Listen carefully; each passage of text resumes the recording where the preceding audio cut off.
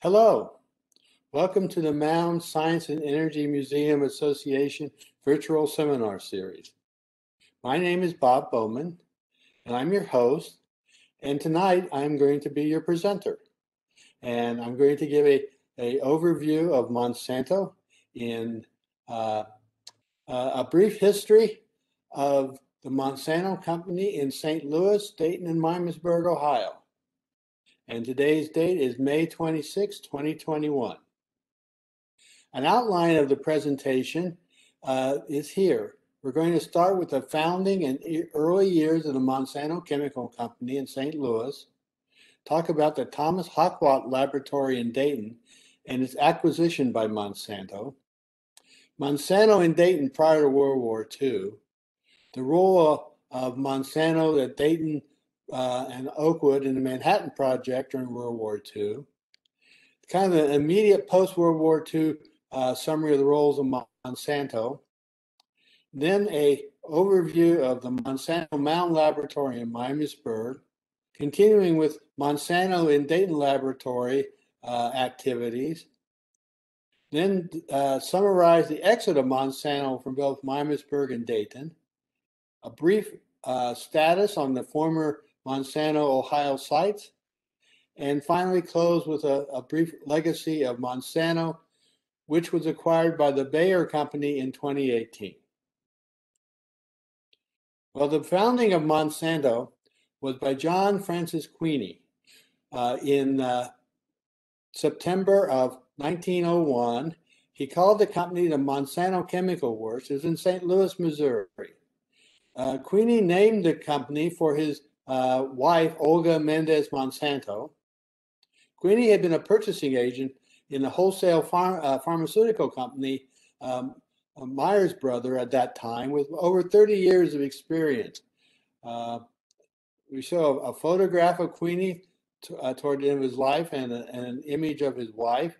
At the 75th anniversary of the Monsanto Company, a book was written that summarizes the founding, and it was called Faith, Hope, and $5,000. Queeny started Monsanto with $1,500 of his own money, $3,500 of borrowed money, and grew the company into one of the major chemical companies in the world over the next decades. The first product that Monsanto sold was Saccharin, and it was a very popular product. In fact, its entire production in 1903 and 1904, another new company called Coca-Cola.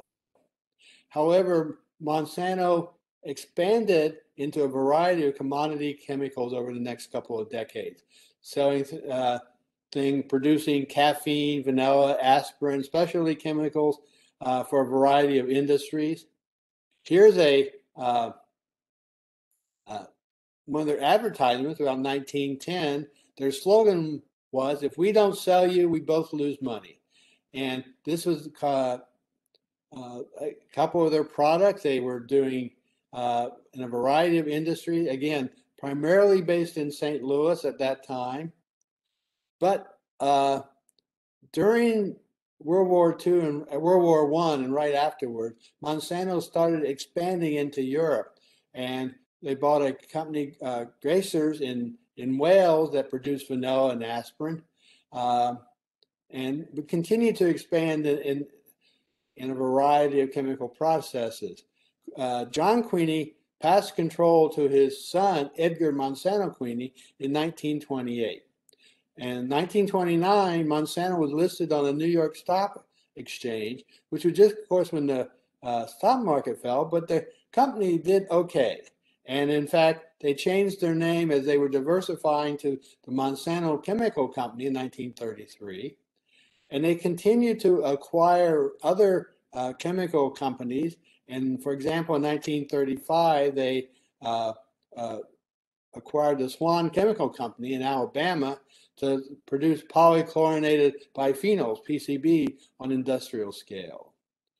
They also acquired in 1936 the Thomas and Hochwalt Laboratories in Dayton, primarily because of the skill of Charles Allen Thomas and Dr. Carol Ted Hochwalt, who were had developed a very lucrative consulting company. And by the early 1940s, Monsanto had become one of the world's leading manufacturers of rubber, intermediary, and plastic products. But as I said, one of Monsanto's acquisition was the Thomas and Hochwalt Laboratory in Dayton. Charles Thomas and Ted Hochwalt had formed this company in 1926 as an independent research and consulting company in chemical technology. They had been working for the GM Corporation since the early 1920s, when GM moved their main research facilities up to Detroit. Thomas and Hochwalt founded their own company. They did very well, and they expanded to a new research facility on Nicholas Road in Dayton throughout the Depression. And this photograph shows the entrance to their building just after the Monsanto Company purchased the company in 1936. But to illustrate the kinds of things that Thomas and Hochwalt did, they had a diversified clientele. They started with only 8 employees in 1928, but they developed products like the Firefighter, ionized Morton salt, and had a number of industrial clients, including the Monsanto Company. This photograph shows Hochwalt and Thomas demonstrating their fire extinguisher in Dayton around 1930. As I said, because of the expertise that Thomas and Hochwalt had, Monsanto purchased the laboratory for $1.4 million in Monsanto stock and made this facility the research department for the company. Thomas was named the director and Hochwalt the assistant director. Both would continue working for Monsanto through the rest of their career and move up. Thomas ended up being the president of Monsanto and later chairman of the board before his retirement. Edgar Queeny stated when they acquired it, about the company, we've evaluated their talents and experience and believe a fresh point of view can be attained by using research workers not directly attached to any manufacturing unit who can concentrate without distraction on fundamental and long-term research. Hochwalt recalled that by the late 1930s, there were about 85 or 90 chemists at the Monsanto Dayton facilities. There was in a chemical engineering magazine a feature article on the newly acquired Thomas Hochwalt Laboratory by Monsanto, which shows the image here of the company, of the facilities in the late 1930s, and a layout of the floor plan with lots of laboratories and so forth. This was the central location in Dayton. It later became known as Unit 1 as Monsanto expanded to several other locations throughout the Dayton area. And kind of an overview of what Monsanto Dayton was doing during the 40s. After Monsanto acquired it, they were mostly working on various commercial products for Monsanto. But as World War II began and was expanding, Monsanto started acquiring government contracts for defense work. And some examples were the styrene monomer, which is a key ingredient for making synthetic rubber. Monsanto established a large production facility down in Texas. Fouling additives for sabotaging enemy fuel supplies, one of the key components for manufacturing PETN explosives, sealants for engine blocks. In fact, another specialty product was solid rocket propellants and devices for jet-assisted takeoff called JETO aircraft. In fact, that's where a second unit was built south of Dayton off Springboro Pike at Betty Lane, which is north of what the current Dayton Mall is and the present St. Henry's Church. This was a major facility that Monsanto was running. After the war at Nicholas Road, the laboratory went back back to some plasticizers and other things. I'll describe that a little more later in the presentation, but right now I want to talk about the big role that happened in the World War II, which was the Manhattan Project, the development of the first atomic bombs, and the role that Monsanto played in that endeavor. Now, this is a map showing the main sites of the Monsanto project, of the Manhattan Project. It was headquartered in Washington, D.C. under the guidance and control of General Leslie Groves.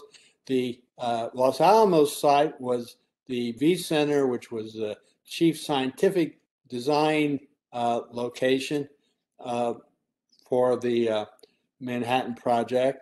The facilities for producing were the Clinton Laboratories, which were in Oak Ridge, Tennessee, that processed uranium isotope and for the first reactors. The Hanford facility down in Washington State, where they set up the production of plutonium for the first atomic bombs. There was a research facility at the University of Chicago, and there were a number of other facilities. But the one that I want to focus on is the Dayton Project, operated by Monsanto, and they had a specific task that was to process the element polonium to use for initiator that were used in the first atomic bomb. Okay. So let me give you a little overview of the Manhattan Project. As it said, it was called the Manhattan Engineering District, and it was founded in 1942. And the first sustained fission chain reaction was at the University of Chicago in December of 42. And General Groves named Robert Oppenheimer director of the new Los Alamos Laboratory in 43. Now, Charles Thomas declined to be the co-director, but assumed the coordination of the plutonium chemistry and metallurgy project.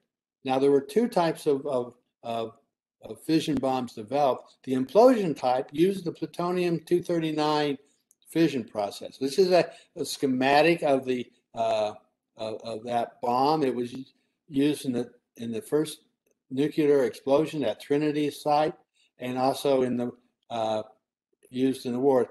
It had a compression of plutonium, but there was a neutron initiator that was needed in the center of the core of the plutonium to start the fission reaction. And the situation was that for the plutonium-239, if there were not enough neutrons when it was compressed, the reaction would fizzle. That is, it wouldn't continue to go. And so, but it was discovered, investigated that if you added a particular reaction involving the polonium isotope, radioactive decay to produce an alpha particle, if that struck a beryllium nucleus, it would emit a neutron that could then could stimulate the first fission reaction. It would work for both the 235 isotope, but it was critical for the 239. And the advantage was that polonium had a very short half-life and therefore emitted a lot of alpha particles in the time period that the fission reaction would start during detonation. Now, polonium is a very rare element. It does exist in nature, and it's a daughter product from the decay of uranium-238. And this kind of shows a schematic of all the various elements and isotopes that ultimately get to the polonium-210 isotope that has only about 138-day half-life, but it does exist. You can extract it from uranium ore, but it takes a lot of material, tons of material to get milligrams of polonium. But one of the things was that if you can then have bismuth absorb a neutron, it will ultimately decay, and so neutrons from the Manhattan Project reactor, that the reactor in Oak Ridge and in Hanford would be used to irradiate bismuth samples, but then you still had the chemistry of separate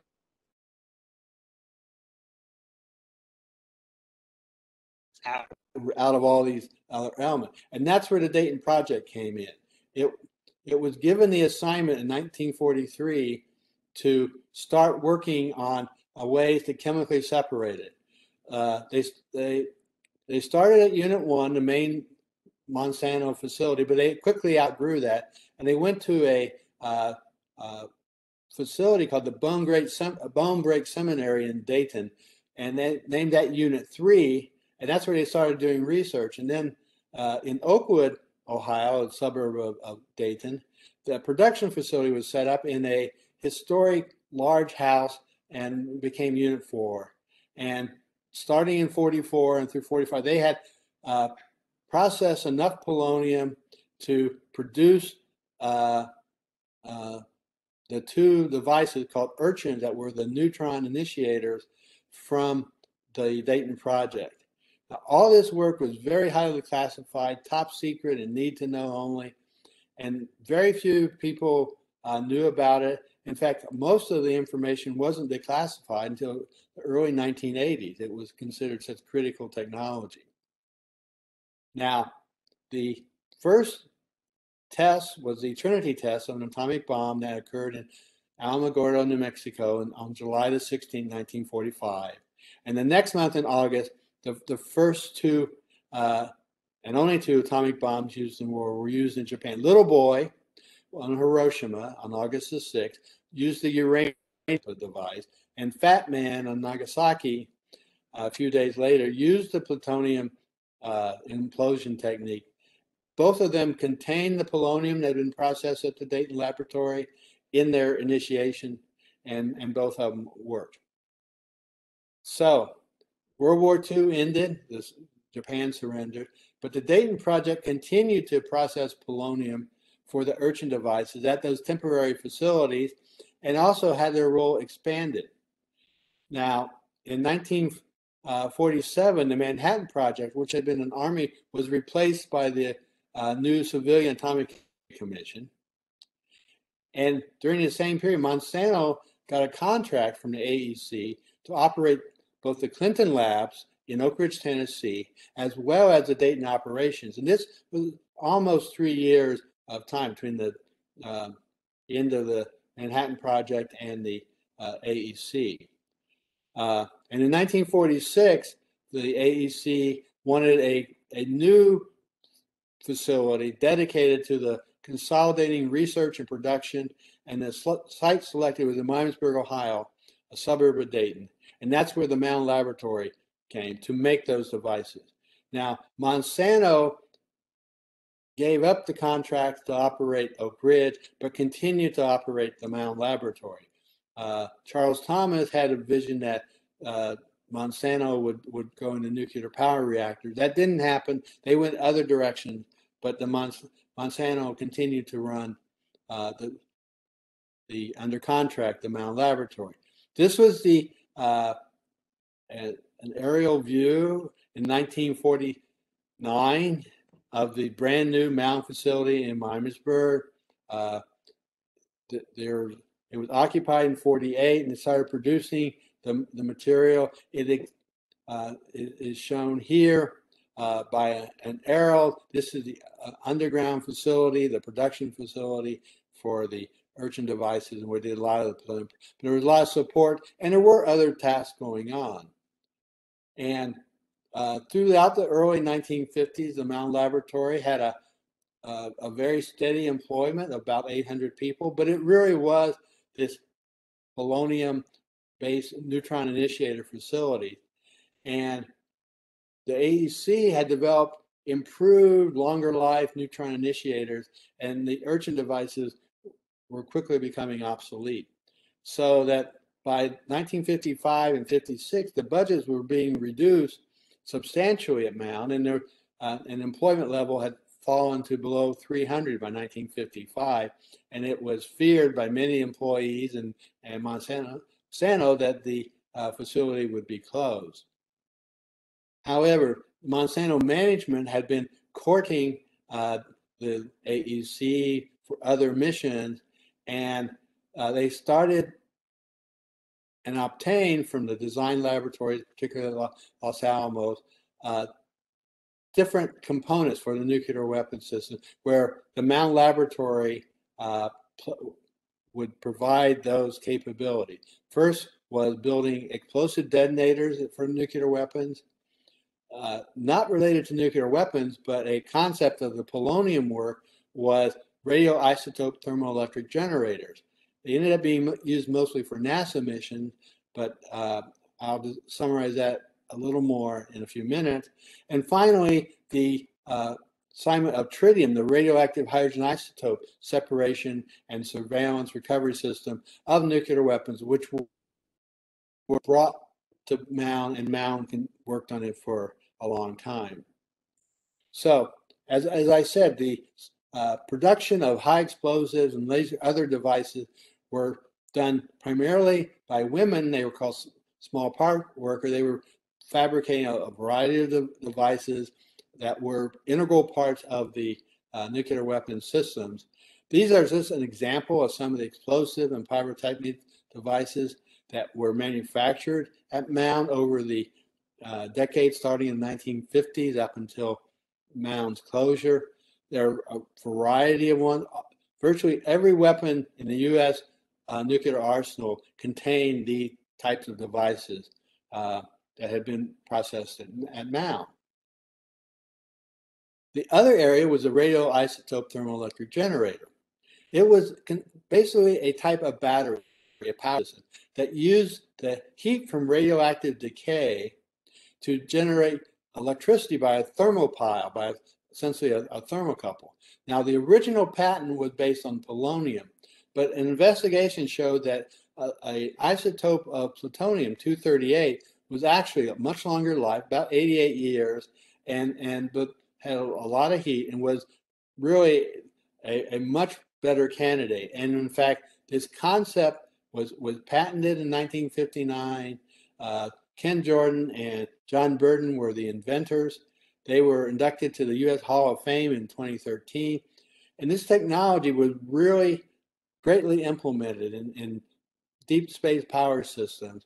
Here's just a little legacy of the mission.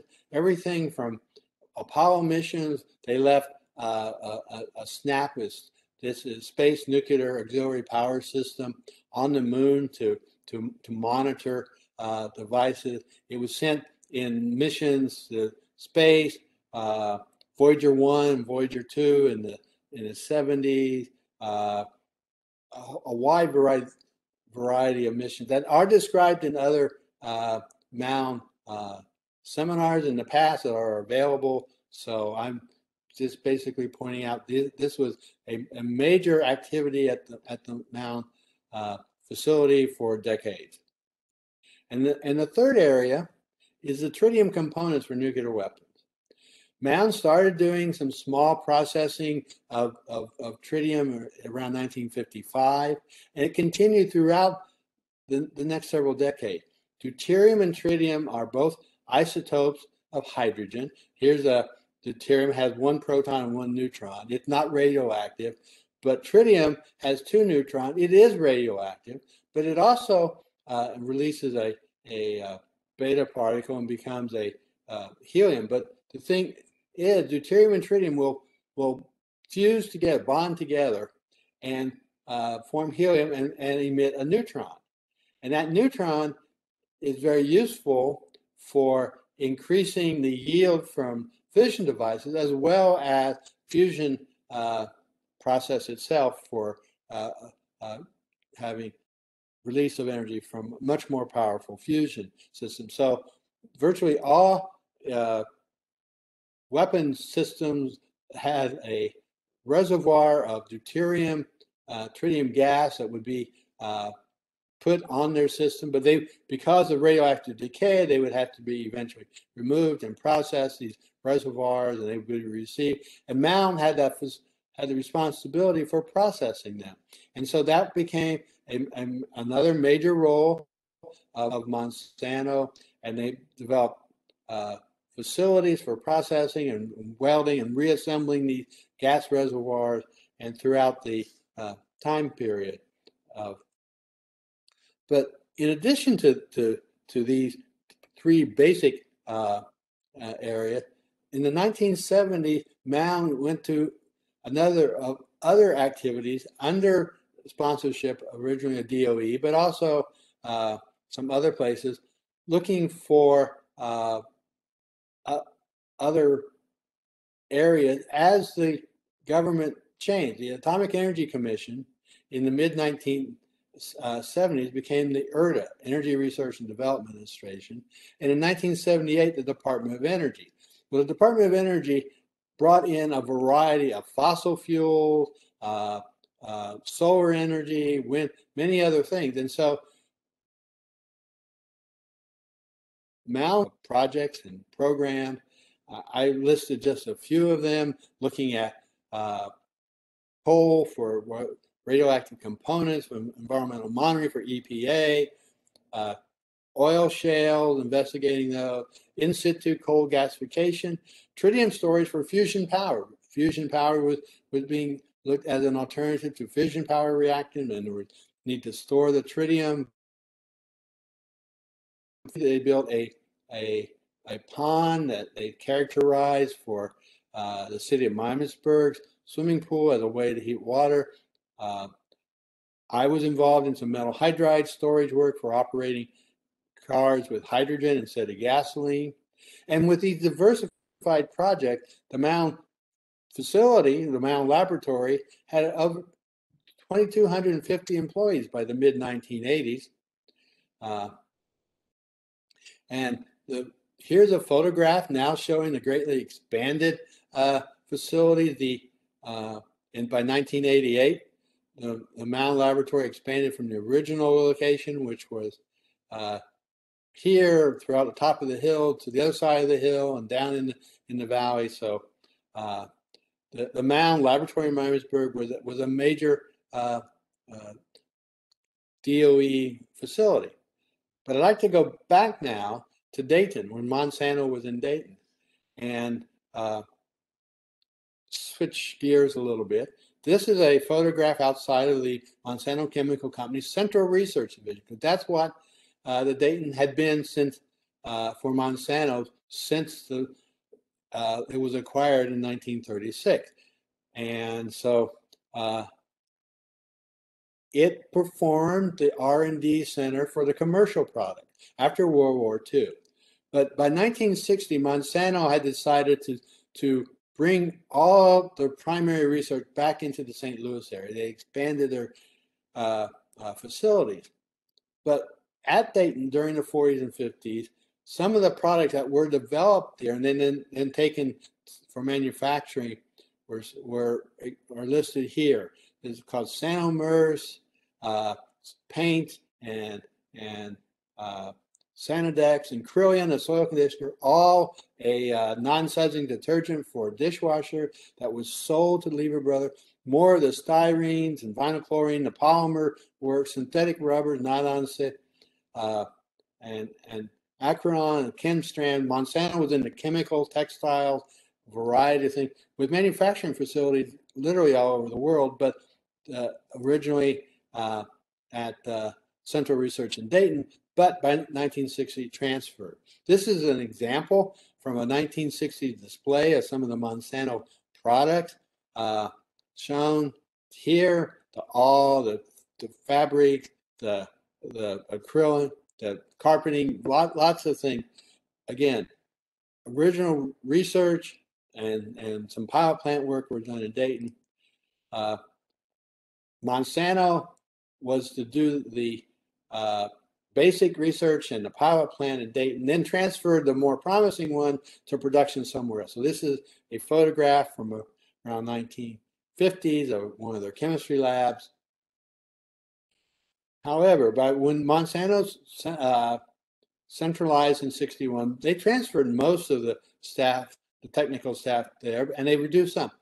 And the Dayton Laboratory was combined with the Mound Laboratory in Miamisburg and another facility in Boston that was focused on solar cell and fuel cell work fairly early, and it became known as the combined Monsanto Research Corporation, a subsidiary of Monsanto. And whereas Mound Laboratory was operated almost exclusively for DOE and then NASA with the RTGs, Dayton Laboratory had other contracts, DOD, NASA agencies, and from a period of about 1961 to 1977, they had over $80 million of R&D for these government contracts. And the employment level went back up from what it had been in the early 60s to about 260 by 1977. And this is now an updated photograph from 1977 with a gross amount of floor space, about 155,000 square feet. If you can see my cursors, this is the area in here, which was the original Thomas Hochwalt Laboratory, and then the Monsanto Research, but they had expanded out throughout this area on a 20-acre field. And so some of the products that were done at the Dayton Laboratory that were investigated are kind of listed here: high temperature and non-flammable fluids, structures for assembly in space, structural components for aircraft and space vehicles, flame-proof fabrics, thermoelectric materials and devices, adhesives for space vehicles, ablative materials for nose cone reentry and space vehicle heat shields, and elastomers and sealants and atomic reactor coolant, and a lot of other R&D projects. However, there were relatively few to almost no technical science interaction between Dayton, St. Louis facility and the Mound Laboratory staff. There were individuals that occasionally would transfer or maybe a specialized project short term, but no real direct interaction. They were run as separate facilities. Now, the Dayton Lab for Monsanto also did some commercial contracts, things like radioisotopes for oil and gas, and radioisotopes for nuclear power and medicine and instrumentation, some drugs research, hollow fibers for artificial kidneys and water. However, there were products starting to come from plastics and herbicides from Monsanto. But by 1984, the Dayton facility separated from Monsanto Research Corporation and became part of the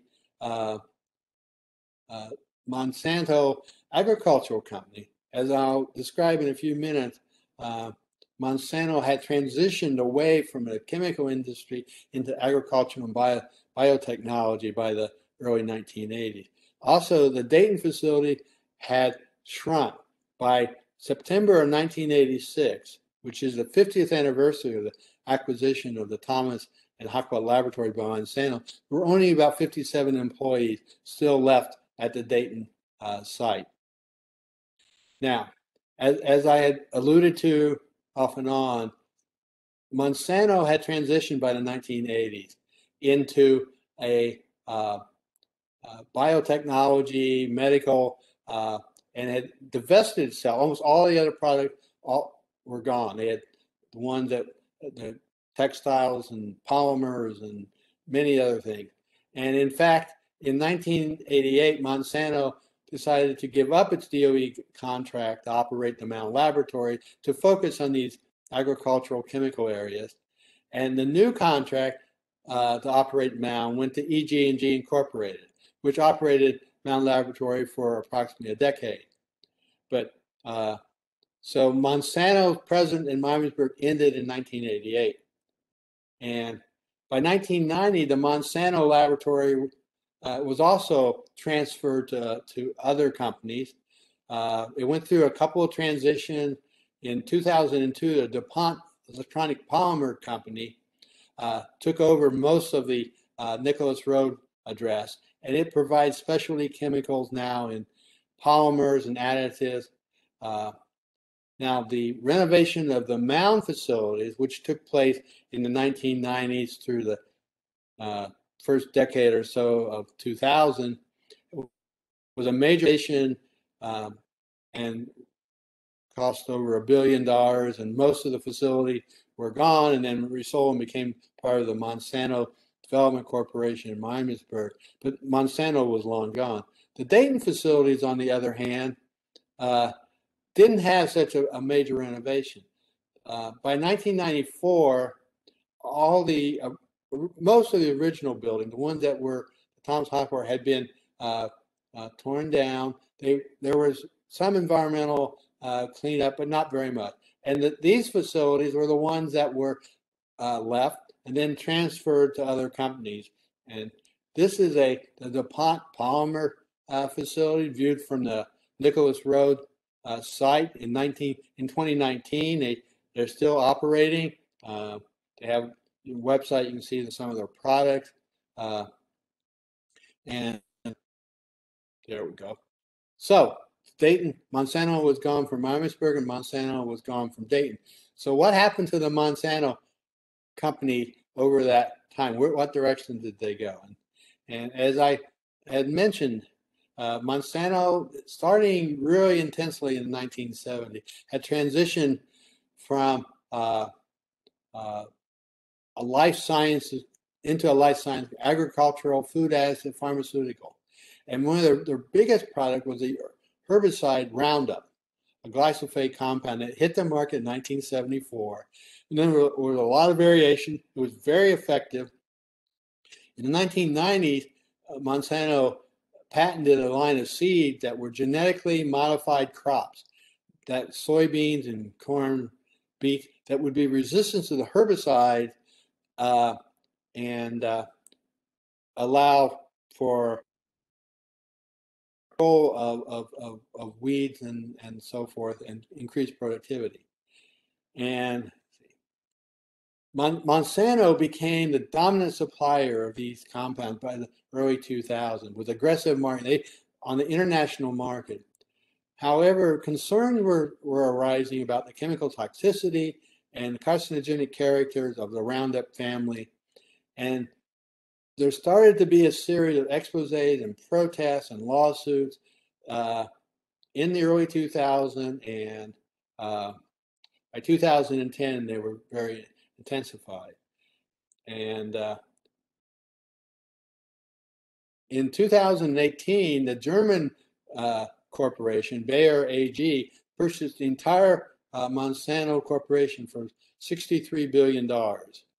And later that year, while the brand names like Roundup and so forth were retained, Monsanto was removed as a corporate entity by Bayer, and it became only the Bayer Corporation, the Monsanto product line. And so now, what's the status today, 2021? Last year, Bayer stated that 125,000 people have filed suits in the U.S. courts by June of 2020 on specifically related to the Roundup causing particular types of cancers, non-Hodgkin lymphoma, and others. In 2020, Monsanto agreed to settle the majority of these cases for about $11 billion, which are around 95% of the cases already set for trial for about $9.6 billion, with an additional one. Just a couple months ago, Monsanto pledged an additional $2 billion, so that there's over $12 billion being offered to settle claims. As of May 2021, there still has not been resolved in the court system. So the Monsanto Bayer lawsuits are still pending, but one of the consequences to Bayer stock was that it had fallen by roughly 50% since the Monsanto deal, because these are the uncertainty with these products. I want to thank you for your attention. More details are available on the Manhattan Project, the Dayton Project in particular, the history of Mound Laboratory and technology, and from past seminars that are on the Mound Science and Energy Museum Association YouTube channel. We have over 20 presentations, many of them pertain to that. And in closing, I would point out that I was a Monsanto Mound Laboratory employee from August of 1969 through the end of December of 1984. I then went for other employment, moved out to California, and didn't see the transition of Monsanto to the other, from exit of Monsanto from Miamisburg and the transition. But I hope you enjoy this presentation, and thank you for your attention, and best regards.